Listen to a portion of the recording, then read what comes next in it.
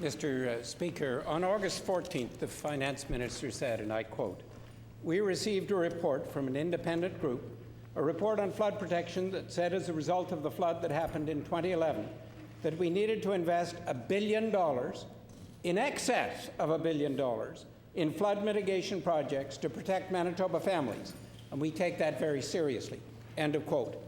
Yesterday, the list of priorities the Premier provided did not include the Holland Dam, which represents $500 million, or half of this investment, that the Finance Minister himself stressed. I asked the Premier, has he eliminated the Holland Dam from consideration? Mr. Speaker, we had this question yesterday, and what we said is that as a result of the independent reports that recommended up to $1 billion of spending, we prioritized, first and foremost, the additional channel out of Lake Manitoba into Lake St. Martin, taking the emergency channel that was built in Lake St. Martin, making it permanent. That's about a $250 million commitment. The engineering work is supposed to proceed immediately on that so that we can get that in shape and start building it as quickly as possible.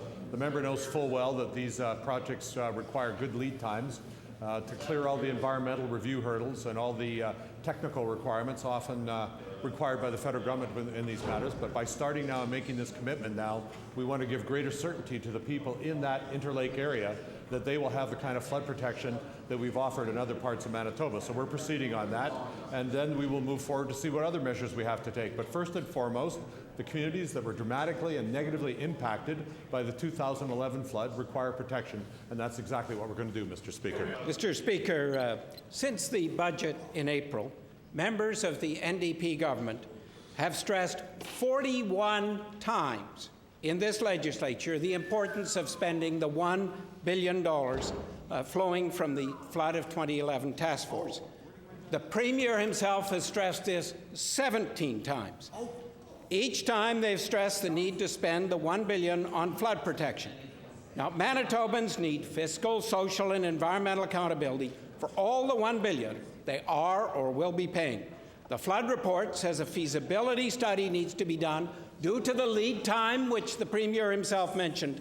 I ask, has the government even commissioned a feasibility study on the Holland Dam?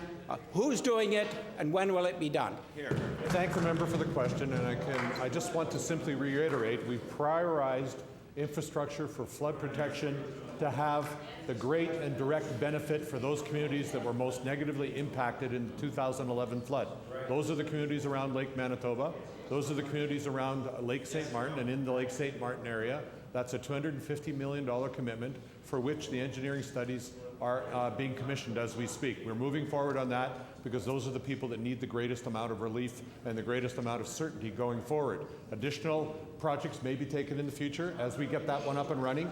The member knows full well that we are making commitment to other forms of infrastructure in Manitoba, strengthening the dikes along the Assiniboine River, strengthening flood protection in communities such as Brandon, continuing to make sure we have the proper measures to manage in the Red River Valley, as well as through Winnipeg and in the north end of Winnipeg as we go up the Red River towards Lake Winnipeg. All of these things are part of the long-term strategy to prevent flooding, dislocating, and hurting families in Manitoba and hurting our communities. That's our commitment, and that's where we're going, Mr. Speaker. Mr. Speaker, as I'm sure the Premier's aware, the Holland Dam is questionable on a number of fronts, including from an environmental perspective, and many Manitobans feel that it couldn't or shouldn't be built.